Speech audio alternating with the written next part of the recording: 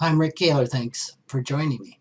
One of the biggest conundrums of estate planning is considering how or even if you can give money or property to your heirs in a manner that will actually help them.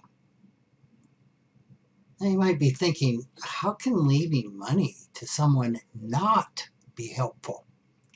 Well, research shows that receiving a lot of money can certainly have harmful consequences.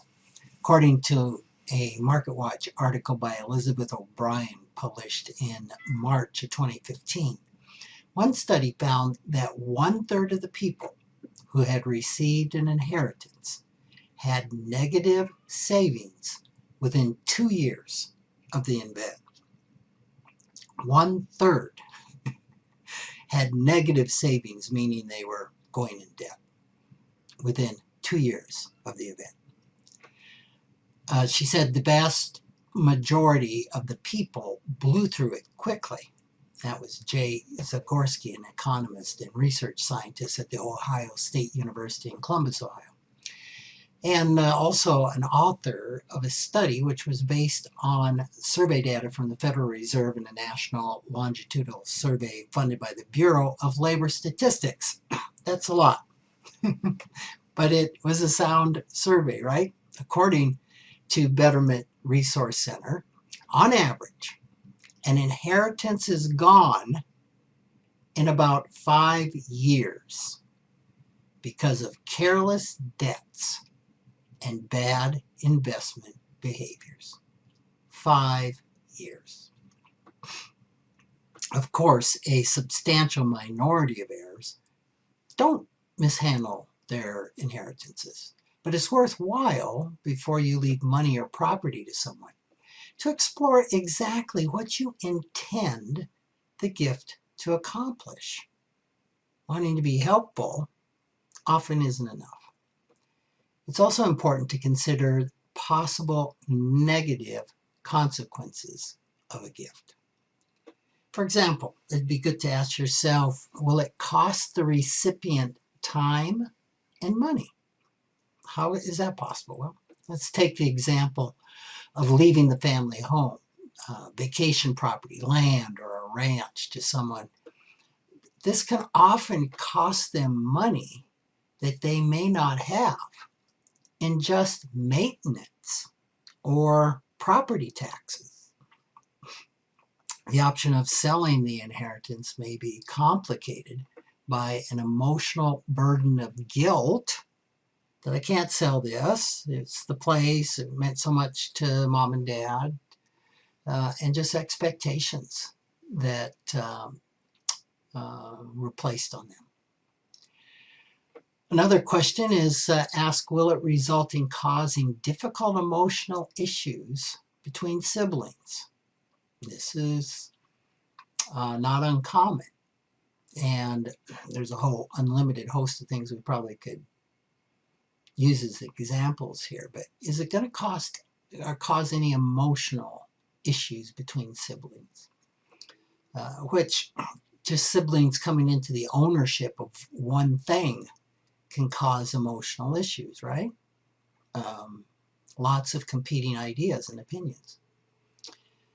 Ask, will maintaining the inheritance cause distress? While managing a large portfolio might seem easy to you, it might be totally overwhelming to your heir, something that they know nothing about or would not have the confidence to manage it with ease the way you do.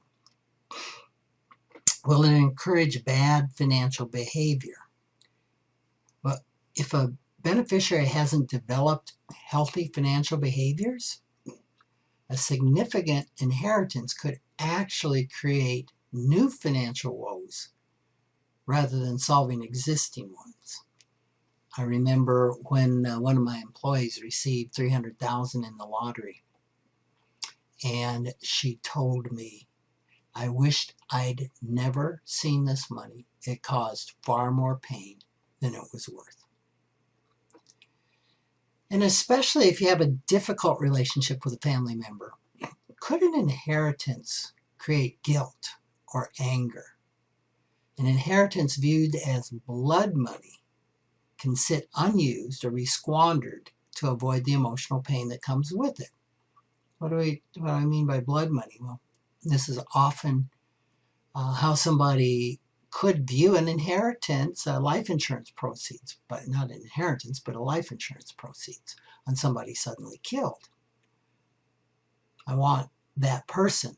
I don't want money for their death. They were priceless. And so there can just be a lot of emotion attached to that sum that came in. When the person that died put it there with love, right?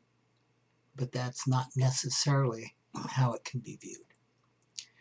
So one way to help ensure your bequests are helpful to the person is to explore your intentions. Do you want to leave enough money for the beneficiary to become financially independent? Would you like your gift used in a specific way to pay off debts or fund education? Do you care if they use the money to fund issues or organizations of which you don't approve? Perhaps you may not really care how they spend the money, but maybe you do. None of these intentions are good or none of them are bad. The point is to be really clear on what you intend. A second way to provide for thoughtful, conscious inheritances is to communicate with the intended recipients. To ask them, to engage them in a conversation, whether they even want the bequest. For example, a valuable collection or a vacation home. I've had clients with both of these where when engaged in conversation, the kids have said, no, we really don't want those. So discuss the options, the possibilities, rather than assuming what heirs might want or what they might do with an inheritance. Have that discussion. Certainly leaving a loved one an inheritance can be exceedingly helpful in some instances. However, it can be exceedingly destructive in others. No two situations are the same. If you want to increase the chances that your bequest will be helpful, the first key is to explore and improve your own relationship with money, right? My experience is that most people have a really difficult relationship with money. Whether they have a little or whether they have a lot, it really doesn't matter. Sorting out that relationship can help ensure that what you leave to heirs will be a blessing rather than a burden. Thanks for listening.